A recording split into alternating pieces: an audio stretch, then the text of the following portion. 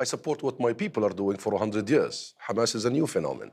I support my people's readiness to put up the fight against the injustice. I support this heroic scenes of our youth everywhere, in Jerusalem, in Ramallah, in Nablus, in Gaza. Aren't they replacing the authority that you actually are appointed by? Krishna, this isn't a Palestinian fight. Don't frame it this way. This is a struggle between the Palestinian people and a state that is harboring terrorism, that is Israel, a state that has occupied our land for all these years. Palestine has one government, that is the Palestine Liberation Organization, and Palestine has one flag, and Palestine has one united people. And you support, by your own declaration now, the firing of rockets by Hamas? I did not say I support the rockets. Well, you said you support what the Palestinian people are doing. I said, so are you saying you don't support I know, rockets? I am saying that you are looking at one arena. This whole thing started only a few weeks ago by the heroism of our people in Jerusalem who stood firm against the plans to ethnically cleansing them from their own homes that they have lived in for generations. That's what I said. All what I'm saying is that Israel besieges people in Gaza, Krishnan, for the last 15 years. I was born in Gaza. I know these families, these faces. I know who was killed. I called my sister only 2 nights ago, and she, there were sounds around her. I said, what are you doing? She said, my 6 children are with me in the same bed. They're sleeping here. I said, why? But you have to address she said, if the we're rocket killed, attacks we want as well. to die all together. I know I know you condemn Israel. What do you expect from a people who are bombarded continuously, besieged for the last 15 years? What do you think is the effect on the likelihood of peaceful negotiation of sending thousands of rockets into Israel? What do you think is the political effect of that? The effect of the provocation that has led to the situation is the question to be asked. Who provoked all this? It's the Israeli constant Netanyahu, deliberate provocation in Al-Aqsa Mosque right at the height of Ramadan. I know that's what you think. Right at the height of Ramadan. But I'm not asking you about Israel. You know the sensitivity of millions, hundreds, 2 billion Muslims in that region. You invade Al-Aqsa Mosque, you storm it with your soldiers, you brutalize hundreds of But I have to ask you about the behavior of Palestinians. I know this is what you think about Israel. No. It's been repeated many times. Okay? Then you don't want me to talk about the act. You only want me to talk about the react. I want you to talk about your actions, the Palestinian people's actions, not Israel. This is the cafe. Because I know what you think. Okay, let me say this. About Israel. You want me to talk about question. rockets, okay? Yeah. You want me to talk about rockets. We accept international law in full, Krishna, in full. We have referred our occupied territories to the International Criminal Court. In our referral as a state, we said, come and investigate all war crimes and crimes against humanity in our territory, committed by anybody, but primarily by the occupying force, Israel. So let the international law decide. Let the ICC come and decide who commits war crimes, including the issue of rockets. But primarily, the main instigator is the occupier. But guess who blocks our attempts at the ICC? Number 1, Israel. Number 2, some world powers, including the US and the UK, who keep saying that Israel is above the law. That because Israel is our friend, that's the Prime Minister, Johnson, the UK Prime Minister, in a letter to the Israel lobby only recently, that he does not support Palestinian efforts at the ICC to bring an end to this injustice, bring about accountability. So you would support prosecutions? Because Israel, the Prime Minister said, because Israel is a friend and an ally. You know what that means? That means international law does not apply on friends and allies. This is the problem. Then let's talk about... The problem is international complacency. And in some regards, like the US approving $750 million worth of military equipments to Israel right at the height of the aggression, this is the real issue we have. Then let's talk about the way forward. Do you accept, as the Israelis seem to say now, that a two-state solution is not happening? It's not the future. We accepted the two-state solution. I know, but do you now think... And we now still accept the two-state solution. We officially recognize the state of Israel on the 1967 borders. We abide by the international resolutions to the dot. If the two-state solution is effectively dead because Israel won't pursue it, doesn't really believe in it anymore, what is the way forward? I'll tell you what is the way forward. The way forward is this conflict was started by international forces, Britain, the US after it.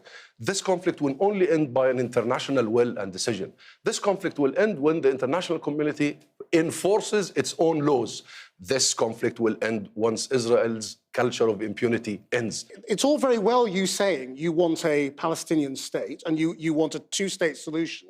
Hamas doesn't want Israel to exist. It doesn't recognize the right of Israel to exist. Are all those people suddenly going to change their minds? Look at Israel's problem now. They talk about Hamas and President Abbas. These are the problems for them. They don't talk about what they have done by deeds on the ground for years to make the two-state solution irreversibly impossible.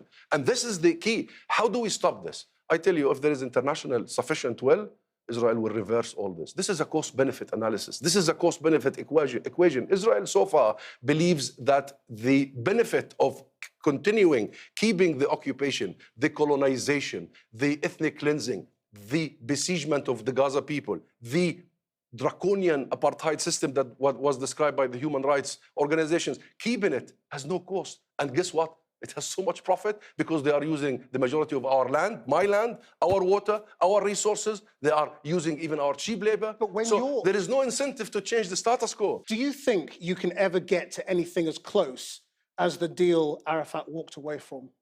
The deal Arafat would never walk away from a deal that would have given us our national rights and our the individual rights. And these rights are very clear, Krishnan. It's the right to end the occupation that began in 1967, the right to establish our own state in these territories with East Jerusalem its capital, and resolving the issue of refugees that started by own parents 73 years ago. But you were very close to that. No. In 2000, no. This is the, and Arafat walked away. You know what? This is the Israeli spin. I know because I was the ambassador, the Palestinian ambassador in Washington. I asked all the Clinton advisors. I was told that you were given a big proportion, but in reality, you were not given sovereignty in Jerusalem, and Jerusalem is the mother of all issues for us. This is our capital. This is the Palestinian DNA, Jerusalem. And of course, we rejected it, and we will reject it again. And this is what the world needs to understand. Our offer for a two-state solution was never a Palestinian demand. Our offer was a Palestinian concession. We accepted the international requirement upon us, and that was the maximum we could have offered Israel, and the minimum we could have accepted. We will not accept less than this. We want, even 100 years from now, the Palestinians realize that this two-state solution, unfair it was, compromising on us it was, is the absolute minimum we could accept. I put last night to the Israeli ambassador that it was also Israel's responsibility that Israelis are dead in the last 10 days.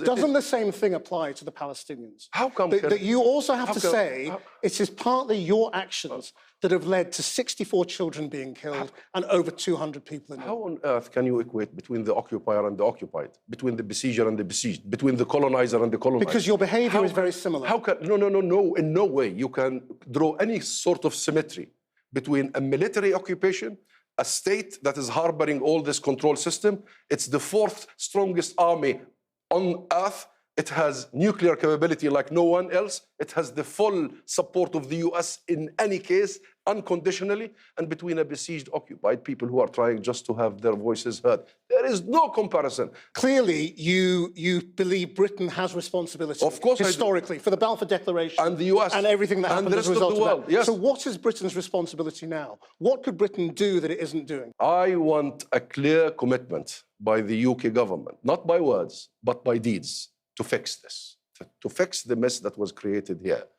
Number one, the recognition of the state of Palestine. What are they waiting for? This is long overdue. This is our right and their obligation. Number two, enforce your law. The UK law, which clearly stipulates that exporting guns and weapons, arms to a country that violates human rights is illegal under your law, let alone international law. Arms embargo immediately. Number three, do not import settlement products. Illegal. You, as a UK, describe it as illegal.